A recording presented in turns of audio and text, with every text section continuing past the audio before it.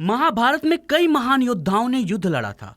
कौरव की सेना पांडवों की सेना से कहीं ज्यादा शक्तिशाली थी, लेकिन कौरवों की ओर से लड़ने वाले कुछ और भी महान योद्धा थे जिनको महाभारत के युद्ध से पहले ही भगवान श्री कृष्ण ने निपटा दिया था। यदि वह बचे होते ना तो महाभारत का आज रुख ही चेंज होता, यानी कि कौरव 100% जीतने की उम्मीद पर होते, लेकिन भगवान श्री कृष्ण ने इससे पहले ही उनको मार दिया। आइए हम जानते हैं उन महान योद्धाओं के बारे में। दोस्तों, मैं प्रदीप सिंह एक बार फिर से आप लोगों का ट्रिपल पी नॉलेज चैनल में बहुत बहुत स्वागत करता हूं। दोस्तों, अभी तक आपने मेरे चैनल को सब्सक्राइब नहीं किया तो प्लीज चैनल को सब्सक्राइब करिएगा, लाइक करिएगा और मुझे इंस्टाग्राम पे आकर के फॉलो कर दीजिएगा। वहां मैं आपके हर सवाल का जवाब 100% देता हूं।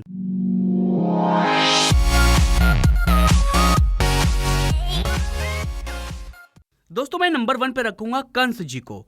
कंस से युद्ध तो श्री कृष्ण ने जन्म लेते ही शुरू कर दिया था। कंस के कारण ही तो श्री कृष्ण ने ताड़का, पुताना, सटाकासुर आदि का बचपन में ही वध कर डाला था। भगवान कृष्ण का मामा था कंस। वह अपने पिता उग्रसेन को राजपद से हटाकर स्वयं सूरसेन जनपद का राजा बन गया। कंस बेहद क्रूर था। कंस अपने पूर्व जन्म में कालमेनी नामक असुर था जिसे भगवान विष्णु अवतार श्री रामचंद्र जी ने मारा था। कंस का ससुर जरासंध था। सोचिए, यदि कंस जिंदा होता तो वह 100% कौरवों की तरफ से ही लड़ता। चारूण और मुष्टिक से युद्ध। दोस्तों, मैं दूसरे नंबर पे रखता हूं चारूण और मुष्टिक को। श्री कृष्ण ने 16 वर्ष की उम्र में चारूण और मुष्टिक जैसे खतरनाक मल्लों का वध किया था। मथुरा में दुष्टरजक के सिर को हथेली से काट दिया था।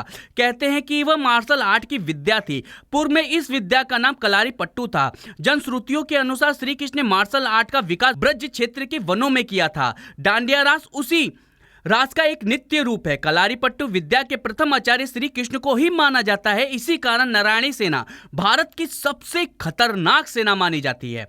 काल यवन से युद्ध। पुराणों के अनुसार जरासंध ने 18 बार मथुरा पर चढ़ाई की। 17 बार वह असफल रहा। अंतिम चढ़ाई में उसने एक विदेशी शासक काल यवन को भी मथुरा पर चढ़ाई करने के लिए प्रेरित किया। काल यवन की सेना ने मथुरा को चारों ओर से घेर लिया। उसने मथुरा नरेश के नाम पर संदेश भेजा और युद्ध के लिए 1 दिन का समय दिया। श्री कृष्ण ने उत्तर में भेजा कि युद्ध केवल कृष्ण और काल यवन में हो, सेना को व्यर्थ क्यों लड़ाए। काल यवन ने यह बात स्वीकार कर ली। कृष्ण और काल यवन का युद्ध हुआ। कृष्ण रथ छोड़कर के भाग निकले तो काल यवन भी उनके पीछे भागा। भागते भागते कृष्ण एक गुफा में चले गए। काल यवन भी वहां पहुंचा। गुफा में काल यवन ने एक दूसरे व्यक्ति को सोते हुए देखा। काल यवन ने उसे कृष्ण समझकर कसकर लात मार दी और वह मनुष्य उठ पड़ा। उसने जैसे ही आंखें खोली और इधर उधर देखने लगा, तब सामने उसने कालयवन को देखा। कालयवन उसके देखते ही तत्काल ही जलकर भस्म हो गए। कालयवन को जो पुरुष गुफा में मिला था वो वही महाराज मगध के मुकुचंद थे जो तपस्या के लिए उस गुफा में बैठे हुए थे। दोस्तों, इस तरह भागने के कारण भगवान श्री कृष्ण का नाम रणछोड़ भी पड़ा। दोस्तों, मैं नंबर 4 पे रखूंगा जरासंध को। महाभारत के अलावा पुराणों में भी जरासंध की चर्चा बहुत बार होती है। यह मगध का और भारत का सबसे शक्तिशाली सम्राट था। कंस का ससुर था। जरासंध कंस के वध के बाद भगवान श्री कृष्ण को सबसे ज्यादा यदि किसी ने परेशान किया तो वो जरासंध ही था। जरासंध के कहने पर ही कालयवन अपनी सेना लेकर मथुरा आया था। जरासंध यदि महाभारत के युद्ध में होता तो युद्ध का रुख ही बदल देता, लेकिन श्री कृष्ण को मालूम था कि यदि ये महाभारत के युद्ध में होगा तो कौरवों की तरफ से ही लड़ेगा। दरअसल जरासंध को किसी भी तरीके से मारा नहीं जा सकता था, क्योंकि उसके 2 टुकड़े होने के बाद भी वो पुनः जुड़ जाया करते थे। एक बार श्री कृष्ण पांडवों के साथ उसका वध करने के लिए उसी के राज्य में गए और उन्होंने जरासंध को भीम से भिड़ा करके मरवा दिया। दोस्तों, नंबर 5 पे हम पौंड्रक को रखते हैं। दोस्तों, पौंड्रक भगवान श्री कृष्ण का एक कार्टून रूप था जो अपने आप को भगवान श्री कृष्ण समझता था और भगवान श्री कृष्ण को नकली भगवान श्री कृष्ण कहा करता था। दोस्तों, महाभारत के युद्ध से पहले इस नकली श्री कृष्ण को भगवान श्री कृष्ण ने मार दिया था। दोस्तों, नंबर 7 पे मैं रखूंगा एकलव्य को। एकलव्य जरासंध की सेना का सेनापति था और वो जरासंध के साथ मथुरा पर आक्रमण करता है। एकलव्य इतना ज्यादा धनुर्विद्या में तेज था कि गुरु द्रोणाचार्य ने उसका दाएं हाथ का अंगूठा मांग लिया था अपने गुरु दक्षिणा के रूप में। दोस्तों, सोचो, अगर एकलव्य भी महाभारत के युद्ध में युद्ध लड़ता तो क्या होता। इसलिए भगवान श्री कृष्ण ने एकलव्य को महाभारत के युद्ध से पहले ही मार दिया था।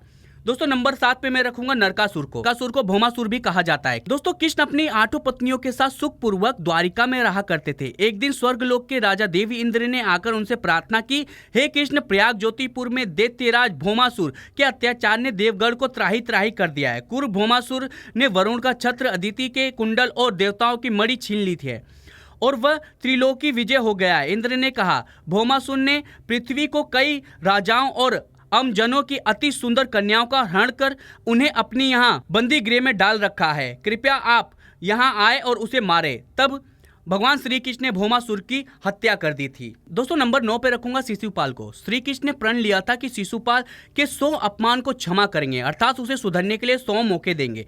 शिशुपाल श्री कृष्ण की बुआ का लड़का था। वह भी रुक्मणी से विवाह करना चाहता था। रुक्मणी का भाई रुक्म का भी वो परम मित्र था। रुक्म अपनी बहन का विवाह शिशुपाल से करना चाहते थे और रुक्मणी के माता पिता रुक्मणी का विवाह भगवान श्री कृष्ण से करना चाहते थे, लेकिन रुक्म ने शिशुपाल के साथ रिश्ता तय कर दिया। विवाह की तैयारियां शुरू कर दी गई। श्री कृष्ण ने तब रुक्मणी का हरण कर लिया। तभी से शिशुपाल श्री कृष्ण का शत्रु बन बैठा। चेंदी के यादव वंशी राजा शिशुपाल कंस और जरासंध के मित्र थे। शिशुपाल ने श्री कृष्ण को घेरने के लिए जरासंध का हर मौके पर साथ दिया था। शिशुपाल को यह भी मालूम था कि श्री कृष्ण ने मुझे 100 अपराध माफ करने की ही बात बोली है। कालांतर में शिशुपाल ने अनेक बार श्री कृष्ण को अपमानित किया और उनको गाली दी, लेकिन श्री कृष्ण ने उन्हें हर बार क्षमा कर दिया। दोस्तों भगवान श्री कृष्ण ने जरासंध के वध के बाद शिशुपाल को भी उनके पाप का घड़ा भरने के बाद एक सभा में मार दिया। दोस्तों इस प्रकार से देखा जाए तो महाभारत के युद्ध शुरू होने से पहले ही भगवान श्री कृष्ण ने बहुत सारे योद्धाओं को मार दिया था। यदि यो योद्धा जिंदा होते तो 100% कौरवों की तरफ से लड़ते, फिर पांडवों को जीतना बहुत ही भारी पड़ जाता। दोस्तों आज की वीडियो अगर आपको पसंद आए तो प्लीज चैनल को सब्सक्राइब करिएगा, लाइक करिएगा और मुझे इंस्टाग्राम पे फॉलो करिएगा। मैं इंस्टाग्राम पे आप लोगों के हर सवाल का उत्तर देता हूं। तो मिलते हैं अगली वीडियो में।